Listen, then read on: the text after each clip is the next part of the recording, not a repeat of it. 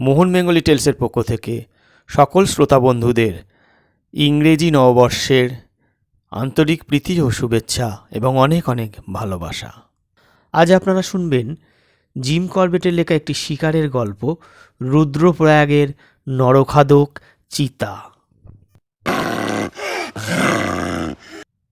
কেদারনাথ তীর্থের পথে রুদ্রপ্রয়াগ থেকে 12 মাইল দূরে একটি ছোট গ্রামে এই নরখাদক চিতার নরখাদক জীবন শুরু হয়। বাঘেরা যে কারণে নরখাদক হয়, চিতারা তা হয় না। জঙ্গলের সকল জন্তুর মধ্যে চিতা সবচেয়ে সুন্দর, সাবলীল। জখম হলে বা কোণঠাসা হলে সাহস এসে কারো চেয়ে কম যায় না। তবে এরা এমন মরাখোর যে খিদের জ্বালায় জঙ্গলে যে মরা পাওয়া যায় তাই খায়, ঠিক আফ্রিকার জঙ্গলের সিংহদের মতো। গাড়োয়ালের অধিবাসীরা হিন্দু, তাই তারা মৃতদেহ দাহ করে। দাহ অবশ্যই কোনো নদী বা ঝর্ণার ধারে হয়, যাতে ছাইগুলো ভেসে গঙ্গায় গিয়ে পড়ে, অবশেষে সমুদ্র। গ্রামগুলো বেশিরভাগই উঁচু পাহাড়ের ওপরে, এবং নদী বা ঝর্ণা অনেক ক্ষেত্রেই থাকে বহু নিচে উপত্যকার মধ্যে। কাজেই বোঝাই যায় ছোট গ্রামে শবদাহের লোকজন জোগাড় করা বেশ কষ্টকর, কারণ শববাহক ছাড়াও জ্বালানি কাঠ জোগাড় করা ও বয়ে নিয়ে যাওয়ার জন্য লোক থাকা দরকার। কিন্তু যখন রোগ মহামারীর আকারে পাহাড় ছাড়খাড় করে চলে যায়, তখন সদ্গতির ব্যবস্থা করবার জন্য প্রয়োজনীয় সময়ের চেয়ে অনেক কম সময়ে তাড়াতাড়ি মানুষ মরতে থাকে। তখন গ্রামে একটা অত্যন্ত সহজ উপায়ে সবকৃত্য করা হয়। মৃতের মুখে একটা জ্বলন্ত কাঠকয়লা গুঁজে দিয়ে পাহাড়ের কিনারা অবধি বয়ে নিয়ে গিয়ে সবটি নিচের উপত্যকায় ফেলে দেওয়া হয়। নিজের এলাকায় স্বাভাবিক শিকারের ঘাটতি পড়লে এই মৃতদেহগুলি পেলে একটি চিতা খুব তাড়াতাড়ি মানুষের মাংসের স্বাদে আসক্ত হয়ে পড়ে। মড়ক চলে গেলে আবার সব কিছু স্বাভাবিক অবস্থায় ফিরে আসে। তখন খাদ্য সরবরাহ বন্ধ হয়ে গেলে দেখা যায় চিতাটি অত্যন্ত স্বাভাবিকভাবে মানুষ মারতে শুরু করে। 1918 সালে দেশ জুড়েই ইনফ্লুয়েঞ্জার মড়ক দেখা দেয়। ভারতে 10 লক্ষেরও বেশি মানুষ মারা পড়ে। এ মড়কে কঠিন মূল্য দিতে হয় গাড়োয়ালকে। এই মহামারীর শেষেই গাড়োয়ালের নরখাদকের আত্মপ্রকাশ ঘটে। 1918 সালের 9 জুন বৈঁচি গ্রামে রুদ্রপ্রয়াগের নরখাদক চিতা প্রথম মানুষ মারে। সর্বশেষ যে মৃত্যুর জন্য নরখাদকটি দায়ী তা 1926 সালের 18 এপ্রিল ভুঁইসোয়ারা গ্রামের ঘটে। সরকারি নথিতে লেখা আছে এই দুটি তারিখের অন্তর্বর্তী সময়ে 125 জন মানুষ মারা পড়ে এই নরখাদকের কবলে। রাত নামার সঙ্গে সঙ্গে সমস্ত এলাকায় থমথম করত এক অশুভ নৈশব্দ। কোথাও কোনো গতিবিধি, কোনো আওয়াজ নেই। স্থানীয় বাসিন্দাদের সবাই বন্ধ দরজার পিছনে। বহু ক্ষেত্রে বাড়তি দরজা লাগিয়ে তারা অধিকতর নিরাপত্তা খুঁজত। বাড়ির ভিতরে ঠাঁই পাবার ভাগ্য যে তীর্থযাত্রীদের হয়নি, তারা যাত্রীশালায় গা ঘেঁষাঘেঁষি করে থাকত। কি বাড়ির ভিতরে, কি যাত্রীশালায়, সবাই সেই ভয়ঙ্কর নরখাদকের সাড়া পাবার ভয়ে চুপ করে থাকত। দীর্ঘ 8 বছর ধরে গাড়োয়ালের বাসিন্দা ও তীর্থযাত্রীদের কাছে সন্ত্রাস শব্দের সংজ্ঞা ছিল এই। আমি এবার কয়েকটি ঘটনার দৃষ্টান্ত দেব।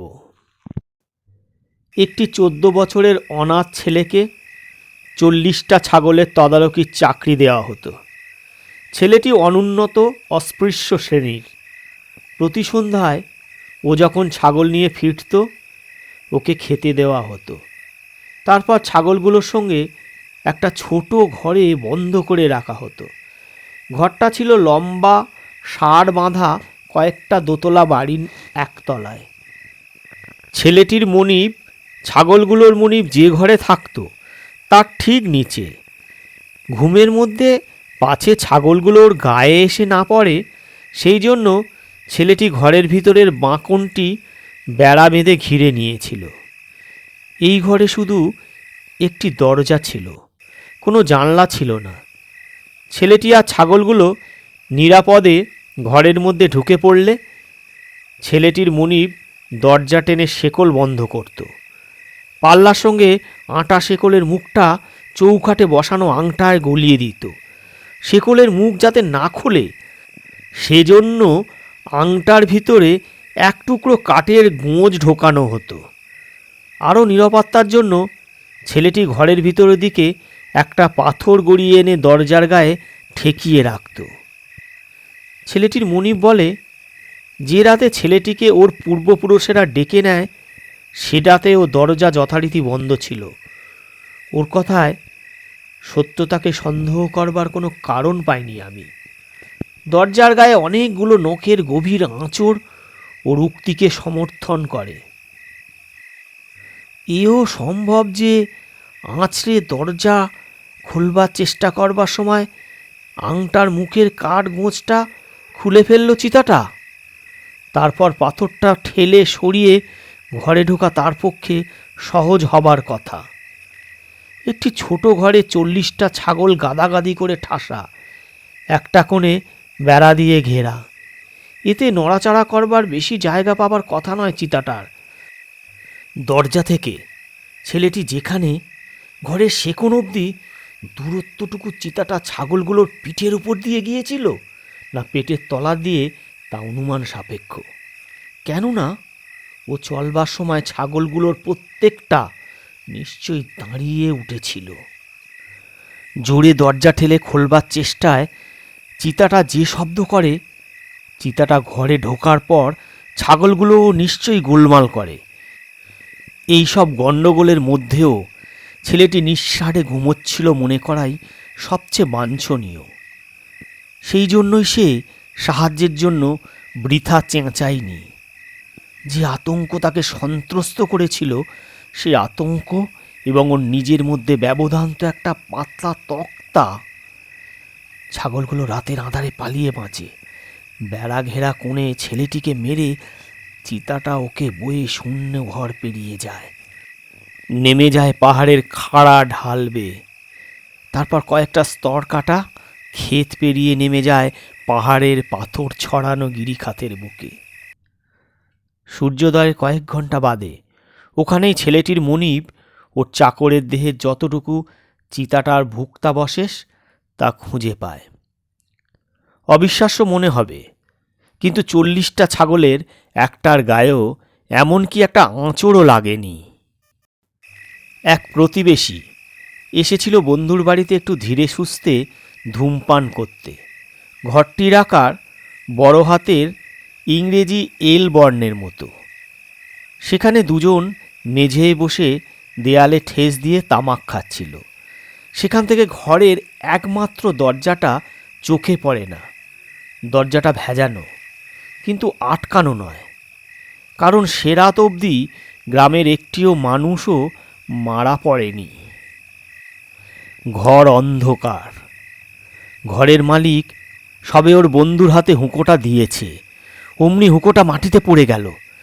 ছিটিয়ে গেল এক পশলা জ্বলন্ত কাঠ, কয়লা আর তামাক।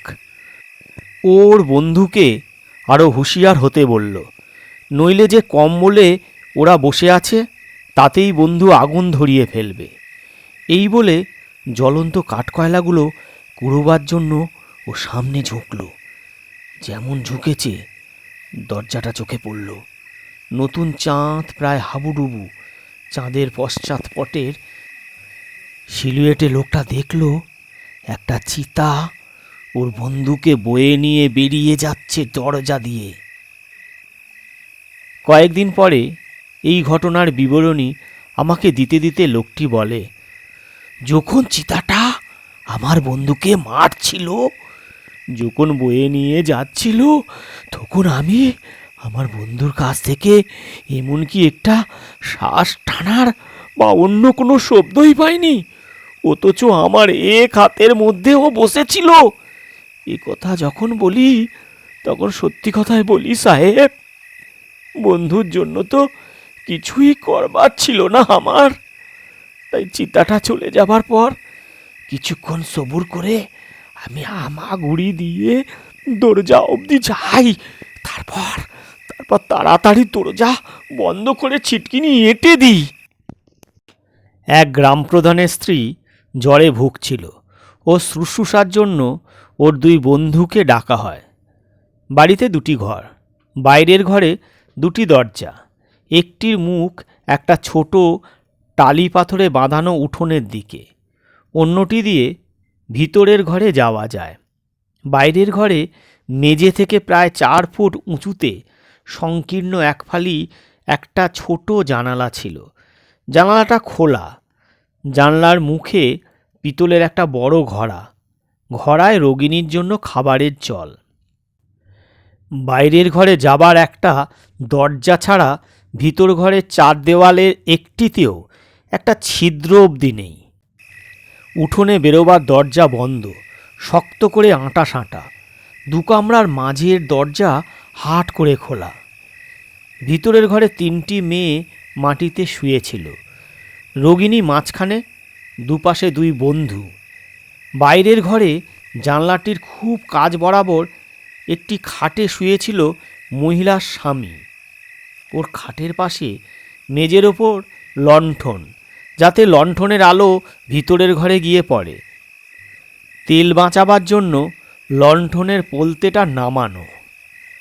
মাঝরাত বরাবর 2 ঘরের বাসিন্দারাই যখন ঘুমোচ্ছে, চিতাটা ওই সরু একফালি জানালা দিয়ে ঢোকে। পিতলের ঘড়াটা প্রায় জানালা জোড়া। কোনো অলৌকিক উপায়ে চিতাটা ঘড়া ফেলে দেওয়াটা বাঁচায়। পুরুষটির নিচু খাটটি ঘুরে গিয়ে ভিতরের ঘরে ঢুকে রোগিণীকে মারে। চিতাটা যখন ওর শিকার তুলে ধরে জানলা দিয়ে বেরোবার চেষ্টা করে, সশব্দে মাটিতে আছড়ে পড়ে। একমাত্র তখনই নিদ্রেতেরা জেগে ওঠে। লণ্ঠনের পোলতে বাড়াবার পর দেখা যায় অসুস্থ মহিলাটি তালগোল পাকিয়ে জানলার নিচে পড়ে আছে। গলায় 4টে বড় বড় দাঁতের দাগ। সে রাতে শুশ্রূষাকারিণীদের মধ্যে একজন হলো এক প্রতিবেশীর স্ত্রী। আমাকে ঘটনার বিবৃতি দেওয়ার সময় প্রতিবেশীটি বলে, মেয়েটি জ্বরে ভুগছিল, ও হয়তো মারা যেতই, ভাগ্য ভালো যে চিতাটা ওকেই বেঁচে নেয়। 2 জন গুজার ওদের 30টা মোষের পাল নিয়ে চড়াই বা চারণভূমি থেকে আর একটায় ঘুরে ঘুরে বেড়াচ্ছিল। লোক দুটি সহোদর ভাই। বড় ভাইয়ের 12 বছরের মেয়েটি ওদের সঙ্গে ছিল। ওরাও অঞ্চলে নবাগত। পথের কাছে 8000 ফুট উচ্চতায় সরু একফালি সমভূমি, তার নিচে প্রায় 15 কাঠা চওড়া কাস্তে আকৃতির স্তর কাটা ক্ষেত। ক্ষেতটি বহুদিন অনাবাদে পড়ে আছে। লোক দুটি আস্তানার জন্য এই জায়গাটি বেছে নিল। ওদের চারপাশ ঘেরা জঙ্গল। সেখান থেকে খোঁটা কেটে এনে ক্ষেতে শক্ত করে পুঁতে মোষগুলোকে লম্বা সারে বাঁধল। মেয়েটি রাঁধল। রাতের খাওয়া সেরে রাস্তা আর মোষগুলোর সারির মাঝামাঝি সরু ফালি জমিটায় কম্বল বিছিয়ে 3 জনই ঘুমিয়ে পড়ল। সে এক গাঢ় অন্ধকার রাত।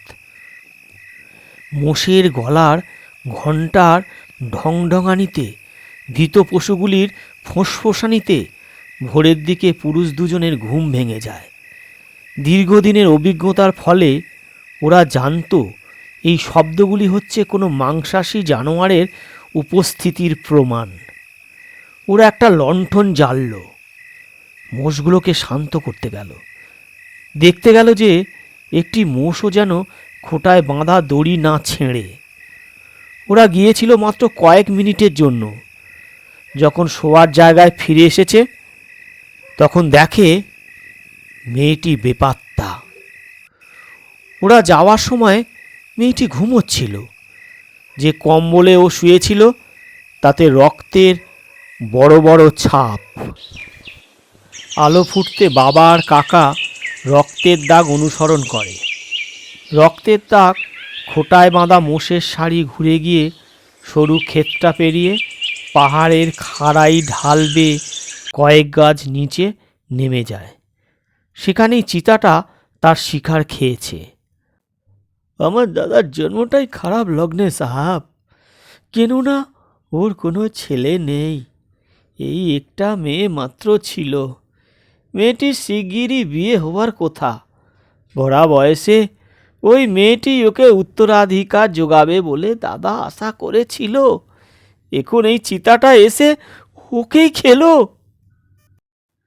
এক সকালে ভোরের আলো ফুটবার সঙ্গে সঙ্গে আমি রুদ্রপ্রয়াগের ছোট এক কামরা ইন্সপেকশন বাংলো থেকে বেরোই। বারান্দা থেকে নেমেই মানুষের পায়ে পায়ে ক্ষয়ে যাওয়া জমির ধুলোয় নরখাদকটার থাবার ছাপ দেখলাম। ছাপগুলো একেবারে টাটকা। বোঝা গেল আমার মাত্র কয়েক মিনিট আগে চিতাটা বারান্দা থেকে নেমে গেছে। থাবার ছাপ যেদিক পানে গেছে তাতে স্পষ্ট বোঝা যায় বাংলোয় আসার উদ্দেশ্য ব্যর্থ হওয়াতে চিতাটা 50 গজখানেক দূরে তীর্থপথের দিকে যাচ্ছে। জমির ওপরটা বেজায় শক্ত, তাই বাংলো আর তীর্থপথের মাঝামাঝি জায়গায় থাবার চাপ অনুসরণ করা সম্ভব হলো না। তবে গেটের কাছে পৌঁছতেই দেখি থাবার ছাপ গোলাপ রায়ের দিকে যাচ্ছে। গত সন্ধ্যায় ওই পথে ভেড়া ছাগলের এক বড় পাল গেছে। ওদের খুঁড়ে ওড়ানো ধুলোর ওপরে চিতাটা থাবার ছাপ স্পষ্ট দেখা যাচ্ছে। এত স্পষ্ট যেন টাটকা পড়া তুষারের ওপর থাবার ছাপ পড়েছে। নরখাদকটা থাবার ছাপের সঙ্গে ততদিনে আমার দিব্যি পরিচয় হয়ে গিয়েছে। প্রায় অনায়াসে যে কোনো 100 চিতার থাবার ছাপের মধ্যে আমি ওর থাবার ছাপ আলাদা করে চিনে নিতে পারি। মাংসাশী পশুর থাবার ছাপ থেকে অনেক কিছু জানা যায়, যেমন প্রাণীটি মদ্দা না মাদি, তার বয়স, তার শরীরের আয়তন। প্রথম যখন দেখি তখন নরখাদকটির থাবার ছাপ আমি খুব যত্ন করে খুঁটিয়ে দেখে নিয়েছিলাম। আমি জানতাম ওটা একটা অতিকায় মদ্দা চিতা। ও যৌবন পার করেছে বহুকাল আগে। এই সকালে নরখাদকটার থাবার চিহ্ন পেছু পেছু চলতে চলতে দেখলাম ও আমার চেয়ে মাত্র কয়েক মিনিটের পথ এগিয়ে আছে। চলছে মন্তর স্থির গতিতে। এত কাক ভরে পথে কোনো লোক চলাচল নেই।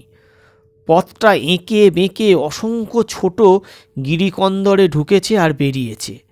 অতি সাবধানে আমি প্রতিটি মোড়ের বাঁকে ঘুরছিলাম, কেননা ভোরের আলো ফোটার পর কখনো না বেরুবার নীতি এবারটাও না মানতে পারে।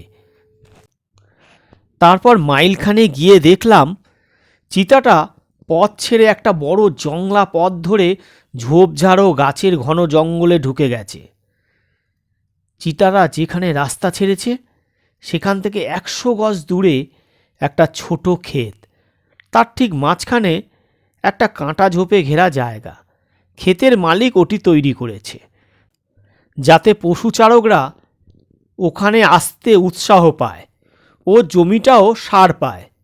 গত সন্ধ্যায় তীর্থপথ ধরে যে ছাগল ভেড়ার পাল এসেছে তা এই ঘেরা জায়গাতেই ছিল। পালের মালিক একটি বলিষ্ঠ পুরুষ।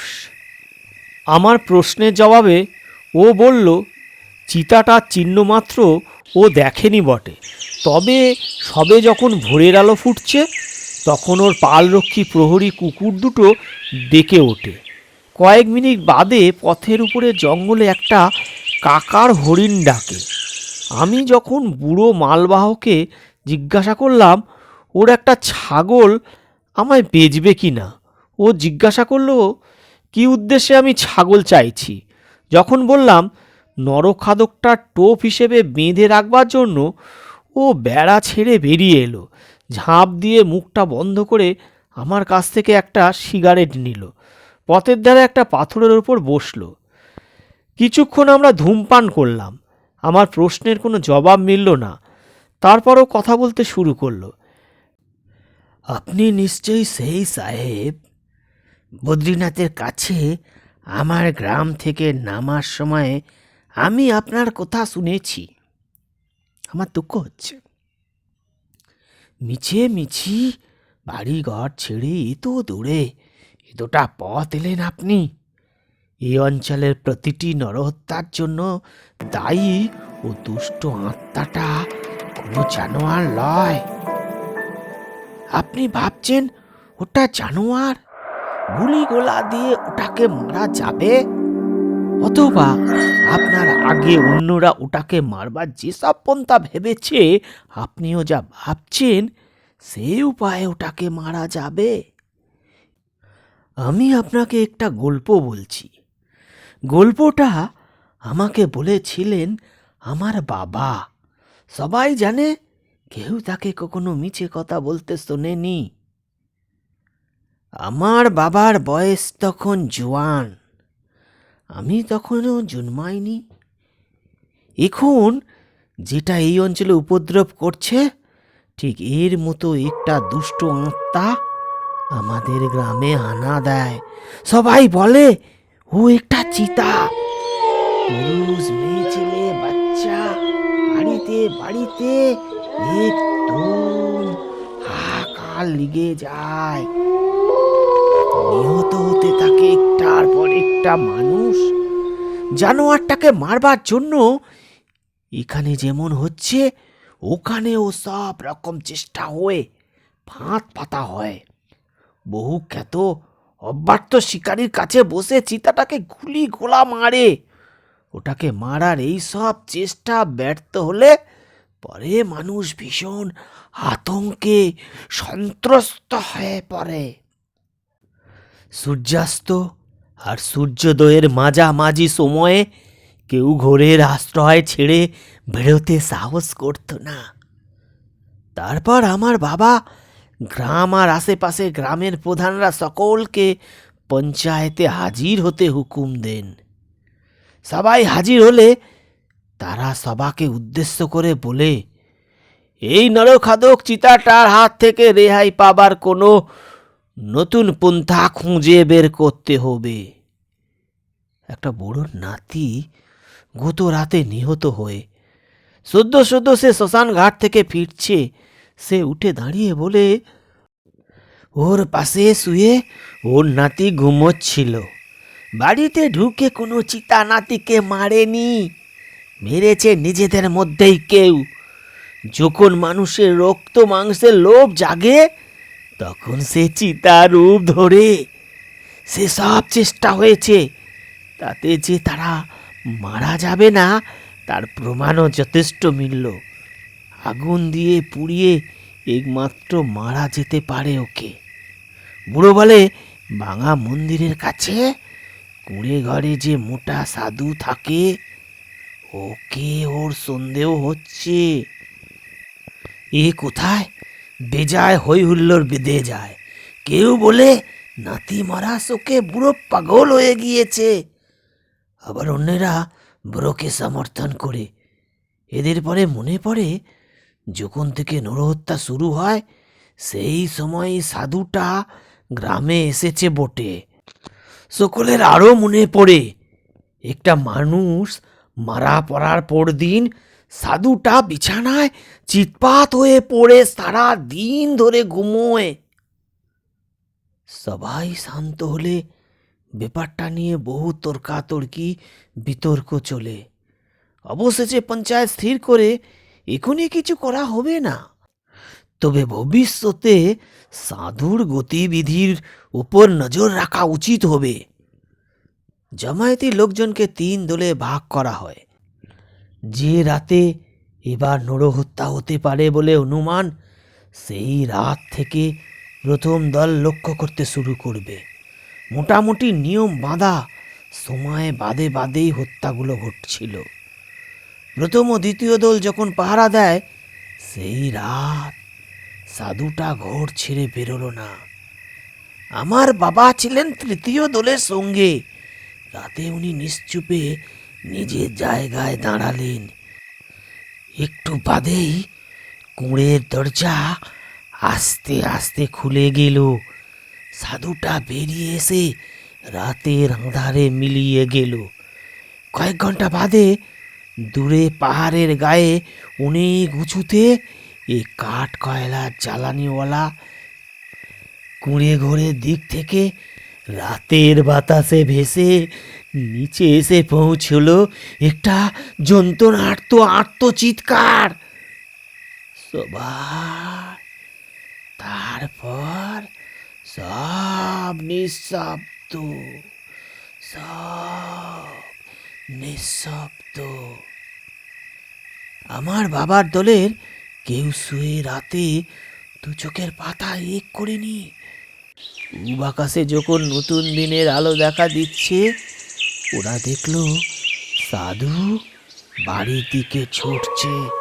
সাধুর হাতে আর মুখ থেকে রক্ত গড়াচ্ছে। সাধু ঘরে ঢুকে দরজা বন্ধ করে দিলে। পাহারাদাররা এগিয়ে গেল। ঝুলন্ত শিকল চৌকাঠের আংটায় গলিয়ে বাইরে থেকে বন্ধ করলো দরজাটা। তারপর প্রত্যেকে গিয়ে নিজের নিজের খড়ের গাদা থেকে একটা করে বড় খড়ের আঁটি নিয়ে ফিরে এলো। সকালে সূর্য যখন উঠল, তখন সেখানে কুঁড়ে ঘরটা ছিল না। সেখানে জ্বলন্ত ধুমন্ত ছাই ছাড়া কিছুই নেই। সেদিন থেকে নরহত্যাও বন্ধ হলো। গল্প শেষ হলে আমি জিজ্ঞাসা করলাম, আমাকে একটা ছাগল বেচবে কি না? ছাগল আমি বেচবো না সাহেব। বাড়তি ছাগল একটাও নেই আমার। যেটাকে আপনি নরখাদক চিতা ভাবছেন, আমার গল্প শোনার পরেও যদি তার টোপের জন্য কোনো পশু বেঁধে রাখতে চান, আমি আপনাকে একটা ভেড়া ধার দেব। যদি ভেড়াটা মোড়া পড়ে, আপনি আমাকে তার দাম দিয়ে দিবেন। যদি না পড়ে, তবে আমাতে আপনাতে কোনো টাকার লেনদেন হবে না। আজকের দিনটা আর রাতটা আমি জিরোবো এখানে। কাল ভুটিয়া তারা ওটার সঙ্গে সঙ্গে আমাকে বেরিয়ে পড়তে হবে। সূর্যাস্তের সমকালে সন্ধ্যায় আমি সেই কাঁটা ঝোপ ঘেরা জায়গায় ফিরে গেলাম। আমার মালবাহী বন্ধু মহানন্দে ওর পাল থেকে একটা মোটা ভেড়া আমার বেচে নিতে দিল। মনে হলো ভেড়াটার ওজন যা, তাতে চিতাটা দুরাতের খোরাকি হয়ে যাবে।